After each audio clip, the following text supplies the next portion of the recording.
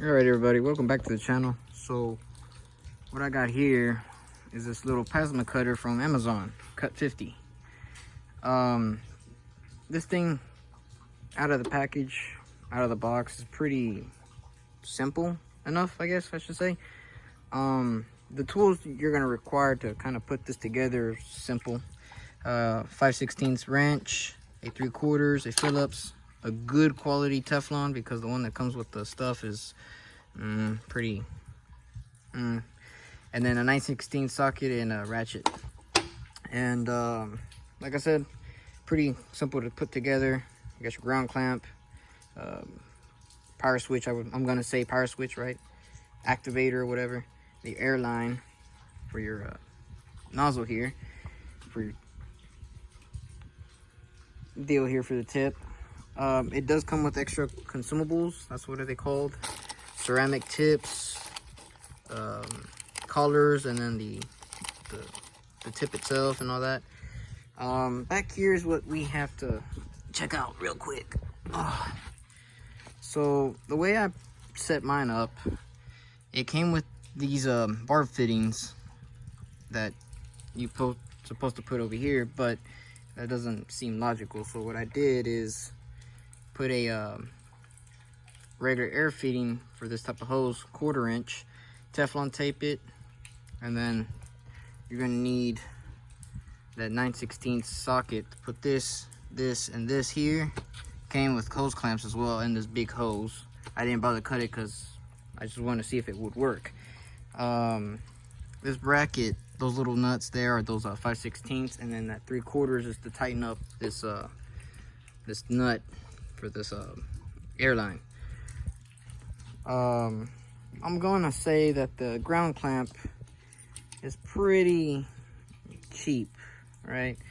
Again, this thing was like $150 something. The actual price is $159.99, and if you get free shipping, cool, but you still have to pay part of your state tax or whatever you have to pay taxes on. So you're gonna be looking under 200 bucks, right? It claims to cut carbon steel, iron, alloy steel, aluminum, stainless steel, and copper. Those are the specs. I wrote them down because I forget sometimes. So on the 110 or 120 volt, whichever you prefer to call it, I usually call it the 120, but 110, 35 amps at 1/2 inch or 14 millimeter for our people across the world. 50 amps on the 220 or 240, 3/4 inch or 18 millimeter. So I have it hooked up currently to the 110 or 120. This plate that we're gonna test cut is 1/2 inch. So we're gonna be right at the max here. The instructions are pretty crap. They give you like a diagram or what everything is and what's for, but the English on the instructions are kind of broken down English, so it's not the best, despite the Spanish it's pretty good. Funny part, yeah, so to turn this on, we just hit the switch in the back. So first thing I kind of notice is that the amperage here is kind of off. 30 right there, and it says 30. If I go over to 30, it goes to 37. So it's kind of off. Again, you pay what you get for under 200 bucks.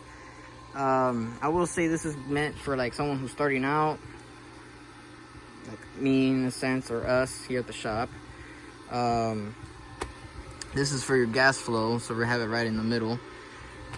So from what I've heard, you set this around between 20 to 40, max 45 psi on the regulator. Focus. That way we can make a good clean cut, apparently. That's what I've heard. So yeah, I'm gonna try to cut that little piece here, see if it actually works or it's just all BS. So we're gonna cut probably like this piece here, see if it's any good. This was all made by the Torch. So plasma cutter, we're gonna cut it like right there. Get some soapstone, kind of mark it, that way when we cut it, see how it does and how it performs. Have y'all on the tripod here. So let me see if it actually will work. If not, we'll figure that out. So let me put up on the tripod real quick and have this marked, and then we go from there.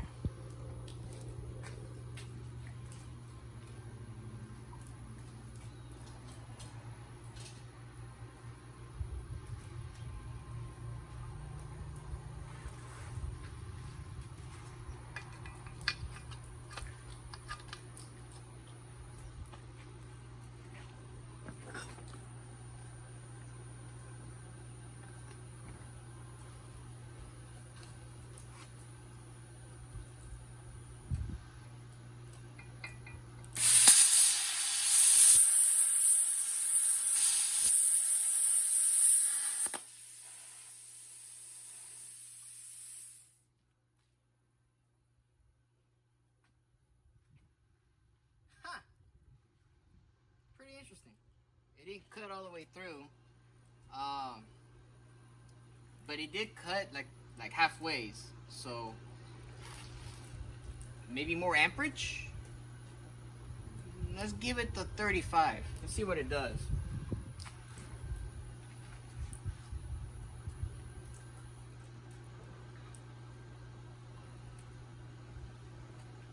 All right, we lifted at 34 amps. Just 1 amp less. Yeah, so what you have to do is kind of just touch it barely once you activate the switch and lift off probably what, 1/4 or 1/8 of an inch. You don't want it too close, you don't want it touching. Yeah, let's try this again. I like that. I thought it was not gonna work.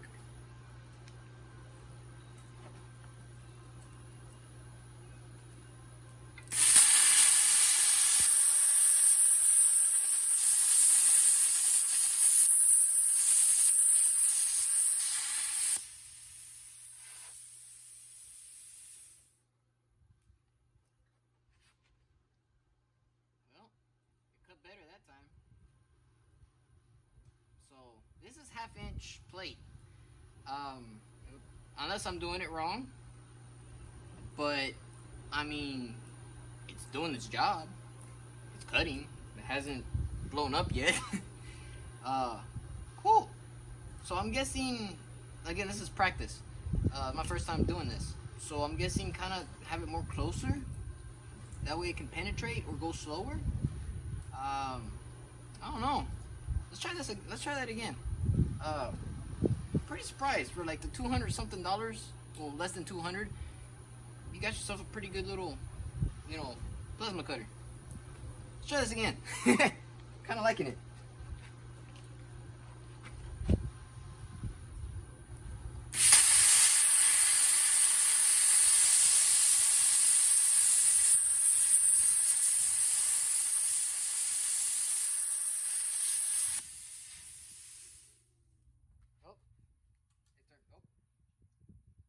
Turned off. All right, let's see. Yep. Cool. More likely trip the breaker.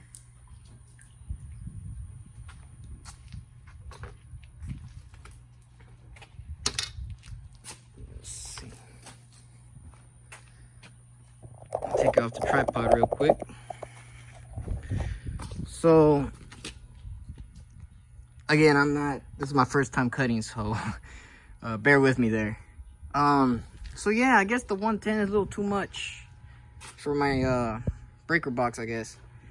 Let's see what happened.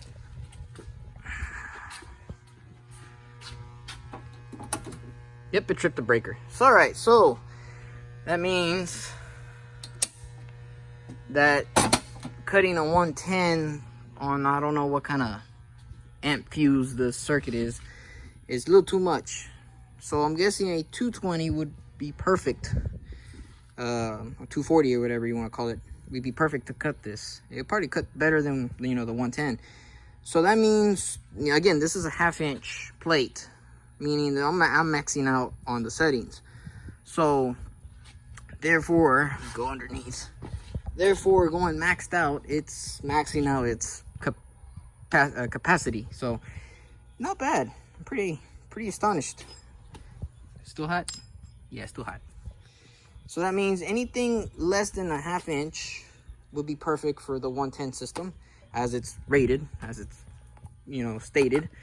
So it makes me wonder on the 220, the whole 50 amps. Matter of fact, you know what? Let me see something real quick. I'm not gonna cut anything. I want to see how far it goes up. Max is 53 amps. So I wonder on the 220, will it do the 53 or just cut off, you know, trip the breaker? But pretty cool. Not gonna lie. So if you're looking in the market for a cheap little plasma cutter for in the house or starting off, you know, doing stuff like this, I recommend it. Haven't had any problems, you know, so far, other than tripping the breaker, but that's on the max setting on a big ass, you know, 1/2 inch plate. So, I like it. Again, that's for the ground clamp. This is a reverse polarity, if it makes sense. So this is positive, and your negative making contact right there at the tip when it's cutting, if it makes sense. That's your overheat switch, I guess. I'm guessing indicator, overcharge. I don't know. But that's like if it gets too hot. Power light is on. Again, this is for the airflow, which is, I got it pretty good. Unless I want it a little bit more, then it probably could cut better. Probably. Amperage again. Yeah, not bad. I will put a link for this little deal in the description. That way y'all can go and check it out. But yeah, let's see if I can do a 220 later in another video. But yeah, that's not bad for the price that you paid. Definitely not bad. So again, the tools you're gonna require is a ratchet and socket, 9/16, a wrench, 5/16, a Phillips head, and a 3/4 inch wrench, and a good quality Teflon, because the one they give you is nah. And yeah, I didn't put that extra one. I used a regular air line. So, and they give you extra consumables, and if you need more, luckily they sell them directly from the company on the Amazon store, so you can get a whole ton of them in case you need some extra parts. So that's pretty cool. I like it. All right, so let's wrap this up. So my honest review about it so far, just by doing one, not bad. I mean, I honestly thought it was not gonna work, or, you know, go up in smoke. Yeah, I might try with some of that aluminum over there. So yeah, I'm pretty surprised that it can do what it's meant to do. Again, that ground clamp, little flimsier than you know, the Harbor Freight ones. But then again, the price point that you pay for this thing is not compared to, you know, like that brand over there, the Halbert or whatever you want to call it. Yeah, so if you're in the market for one, if you're starting, you know, in the market for one or starting off or trying to learn, this be pretty good for you. Something a little bit higher, quote unquote, higher quality, I'm guessing would be Harbor Freight. The reason being is, in case something happens, you can take it back. They have two options on theirs, is the 45 and the 65, and it's mostly just the amperage difference. Same system as they got, you know, with the air separator here and regulator, whatnot. But the 45 at Harbor Freight is like almost 800, while the 65 amp is roughly more than $1,200. So yeah, little more up there than this, you know, $200 less, you know, plasma cutter, which goes up to like 53. But again, for someone starting out, trying to, you know, learn, this probably be the best bet for you. So like, again, I will put a link in the description for this and for those consumables too, or they might be under the same page as like a bundle or deal. But yeah, not bad. So I'm gonna go and cut some of that stuff there, try it out. And yeah, so comment down below, you know, what was your first plasma cutter that y'all bought or taught yourselves how to, you know, cut. Or if you have bought this machine or any of their machines or any other one, Chinese made per se, let me know in your honest review about that certain product or whatnot. But yeah, again, for under 200 bucks, not bad. It did what it did, so no complaints there. Just maxed out on that thickness of a plate, so hence you tripped a breaker, but it's fine. Yeah, so if you like the video, you know what to do. Like, comment, subscribe, hit the notification bell. That way y'all know when I upload. And yeah, so not bad. So I hope you enjoy the video. I'll catch you on the flip side.